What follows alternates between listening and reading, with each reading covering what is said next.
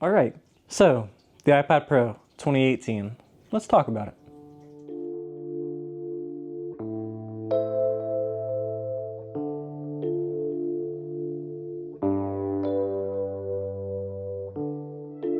The iPad, one of Apple's most popular devices that almost everybody owns. Every family seems to have one these days. One of the less common iPads, though, is the iPad Pro. It has a lot of extra features that the regular iPad doesn't have. 120Hz refresh rate, more RAM, typically also has more storage as well. Most people would choose not to opt in for the Pro, especially because of the price of it. The reason I chose to jump to the Pro coming from a 9th gen iPad is because I just really liked the power that the Pro had, and I also knew that the display would be significantly better. Even though it is significantly overkill, I kind of want to see how the 2018 model stacks up in 2024. Dating back to 2018, Apple released the 11-inch iPad Pro, which was the first of its kind. They released it with a different processor, similar to their mobile chipset in their iPhones, the A12X. It did later on receive an update in the A12Z. Considering that the iPad is 6 years old now, you would think that it would start to show its age. However, I feel like this could not be further from the truth.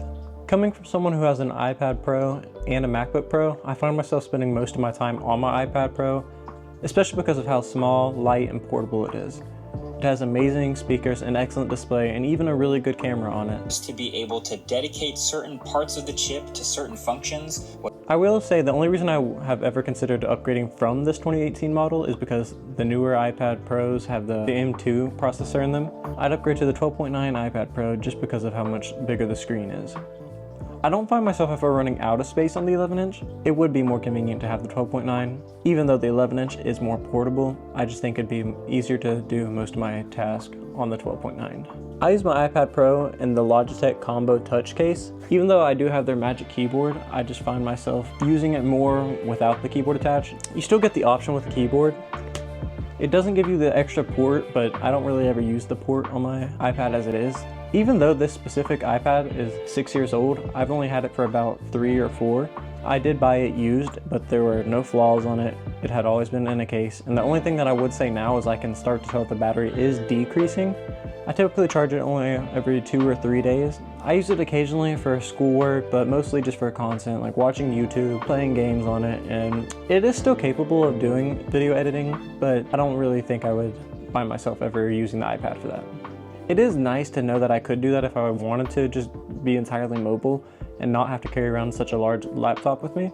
The iPad Pro can use the Apple Pencil Generation 2. I don't find myself using it often, but it is nice when I do take screenshots to be able to highlight text, outline things, or write circles around stuff. I don't find myself drawing much, but this is the perfect device for that. You could also opt in for a paper-like screen protector, which would give you more of that realistic feeling in case you're not really comfortable with the slick feeling of glass.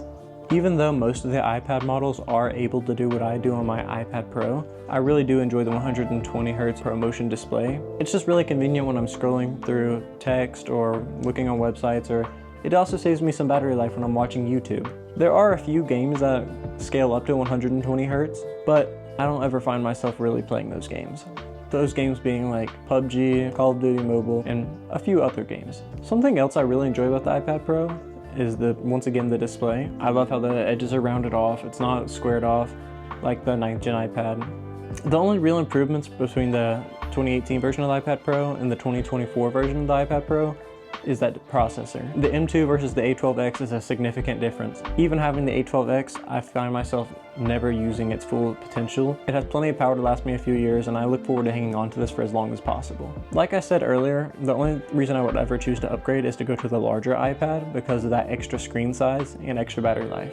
It is still convenient, however, to be on the go, to be watching something on YouTube and still be able to take notes in class, or to be able to write out my script for my videos, or whatever else I need to do. I would say if you are looking to buy a new iPad, I would not opt in for this model simply because of its age. You could probably get something newer for the same price as you'd be able to find one of these, especially if you're going for the used route. Overall, I've really enjoyed my time with my iPad Pro. I do really think I made the right decision upgrading from the 9th generation, especially considering the price difference between buying this used versus buying a new one.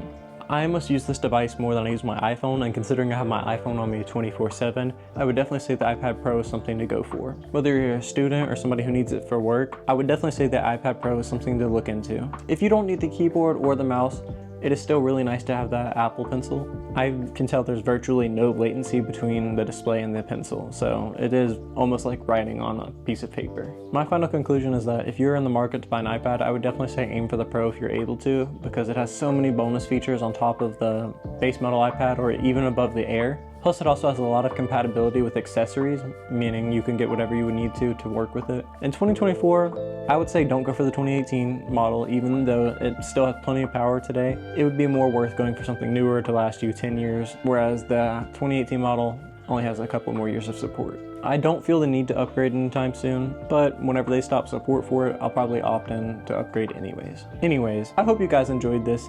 If so, make sure to leave a thumbs up, comment, and subscribe if you haven't already. And as always, I'll see you in the next video. Peace.